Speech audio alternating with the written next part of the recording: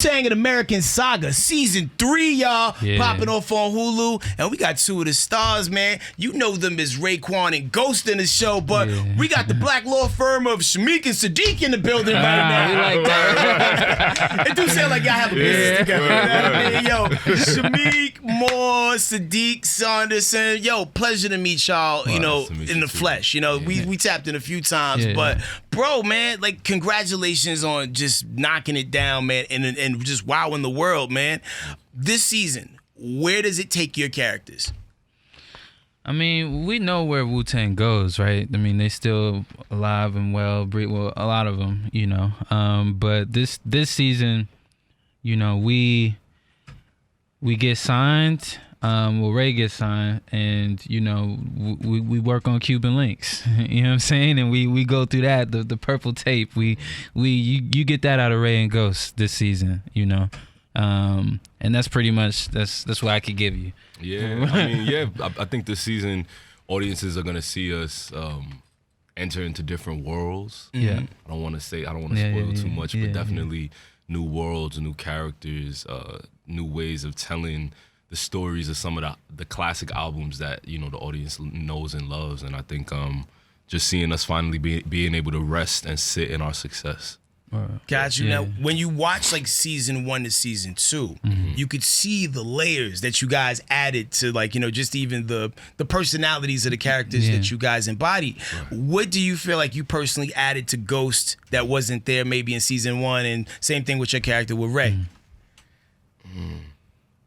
I think this season, and it has a lot to do with not just what I added, but I want to say like the design team. You know what I'm saying? Like the costume design. The costume just got more like lavish. I'm wearing Versace robes and certain shit. You know, my jewelry and everything is just more elevated. You know, so I feel like that, just like that kind of swagger outwardly that was always in him from the beginning, is just now kind of like expressed to like just like a higher level. You know what I'm saying? We do the eagle on the arm and everything, you know. So I just feel like we just upped it this season. I feel like, for me, each time for each season going into Ray playing the chef, like I feel like season 1, I was just hell bent on meeting him. Like just I want to meet him to like not be acting. Okay, cool. Season 2, I kind of went into like, you know, being cool with adding these different, because now it wasn't just, oh, I'm gonna shoot you, I'm a gangster, oh, now I'm not just like that. Now it's like, I gotta talk to you like a human being now. And we kind of fit, and it's like I didn't really know what that looked like from him in real life, you know what I'm saying? So I just kind of like put a little bit of like what I would expect it to be in there, and kind of like peel back a little bit of those layers. In season 3, I feel like we're completely out of the aggressive like shootout, I'm gonna kill you energy. I think that we was coming with the first season, kind of a little bit in the second season still. Third season is like we got money, we got women, we got liquor, we got drugs, we got each other, you know, and we got the future. And now it's like identity. It's like, I know, we know what we did in the streets, but now we really like on some we the guardians of hip hop right now. You know what I'm saying? So like, I feel like that's season 3. It was like it was going into that layer. Like ain't no real aggressiveness other than like with my swagger. You know what I'm saying? But now it's all about the love between me and my brother. You know? And it's crazy to see that story arc and how it played out, because I think a lot of people had no idea that y'all were at odds. You know, early, you know, before Wu-Tang was a thing. So to see that, you know, come to life on the screen, that was pretty ill. Now, and you guys are fairly young. I think, you know, you're born like in 96, I believe. 95. 95, and 95, you were born. Yeah. So, you know, you kind of missed the early starts of, you know, the Wu-Tang legacy. For sure. But what was your earliest Wu-Tang memories, you know, like, you know, pre getting into the business? I want to say like probably like hearing Cream. I can't really remember exactly how old I was, but definitely like when I was younger, because, you know, I'm from Brooklyn, New York. So I was, and you know, my parents are, you know, products of hip hop. So I just grew up listening to that. So I definitely remember hearing Cream a lot in the crib when I was younger. But you know, like I would say that's my first memory for sure. Gotcha. For me, I might have been like at Stonecrest Mall with like my friends or something like early, and and walking in the Hot Topic, hearing like seeing the W, but hearing like Wu-Tang Clan ain't nothing to fuck with on the speakers or whatever, and not knowing like really who it was, and my friend that was with me was like, yeah, that's Wu-Tang, like, you know, like yeah, that was probably my first moment of like being able to identify that I was listening to them. And who would know that years later, you know what I'm saying, you'd be portraying these guys on the big screen. And you could tell that you guys definitely really did the research too, you know what I mean? Even like when you listen to some talk on the skits and whatnot, like, you know, speech patterns, mannerisms, even when you watch the old footage, you know, doing the research that you guys did, like, you know, I'll start with you, Shameik. What was your favorite Raekwon album or song for that matter? You know, like as you was, you know, doing your research. For this season, I was finally on Cuban Links, because before then I was on 36 Chambers, the second one. But I'm on I was on Cuban Links this whole time, and I think my shit was Spot Rushes. You know, when Ray was like, "Yo, chill, Ghost," like, yo, that set that album off right too. Yeah, you know? Like, yo, Ray, I'm about to spray him. Chill, Ghost. I was like, yo, he was going crazy right there. It was like, there's a couple of them that was just insane. I mean, Ice Cream for sure is hard, but like I really tapped into that whole album, honestly, the whole time. So, and I was listening to it before our scenes, and we just kind of going back and forth. Yeah, son. Word. Now we throwing our own words in there, right? Yeah, I remember that, son. Word. Like now we just, you know, just riffing off each other, doing. I don't want nobody biting my style. Niggas gotta get there. Niggas really tripping off that, right? The whole kind of aggressiveness, the whole just like setting their ways. That definitely was, you hear it clear as day in Cuban Links. So just being able to, you know, attack that. Listen to it, you know, Criminology, obviously. That was a big one for me. Off his solo album, I would say like All That I Got Is You. Like that, finally I could kind of tap into that and hear it. And I listened to it in the earlier seasons because I feel like that's one of his songs that takes you back to when he was younger. I didn't want to jump the gun. I didn't want to start listening to the older music, and then, you know, that kind of mess up my psyche as I was building out his psyche. I wanted to just have a natural progression of things. So I'm like, if we're going to do, like you said, 36 Chambers, we're going to listen to this. And then we're going to eventually continue.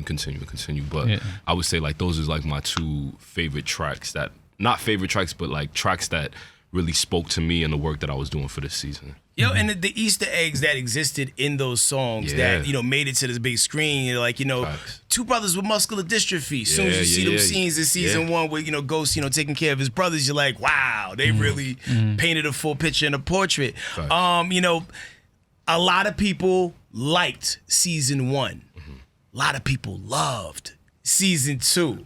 How did you feel, like, you know, when you saw, like, you know, the initial reactions and just even the bigger fanfare as it, you know, as it continued to build, you know, going from season one to season two? I mean, I loved it. This for me is my first, you know, series regular, my first major role on a project. So it definitely was a little bit of a learning curve, you know, having people run up to me on the street, yo, you know, screaming out their cars and stuff like that. But I definitely appreciate how hard people ride for Wu, but even beyond that, how hard people ride for us, it seems like, you know, because of course there's mad Wu fans and Wu heads, but I feel like we have introduced the younger generation to Wu-Tang. So a lot of people know Wu-Tang through us. And I think that's like a beautiful thing, like to have all these young people be like, yo, I never heard of Wu-Tang, or, you know, I didn't really know that much about them, but yo, I love your character. Or people coming up to me and calling me Dennis or D-Lover rather than Ghostface. I really take pride in that. Like, I think that's fire, Yeah, you made him human. And that's my job as an actor, you know?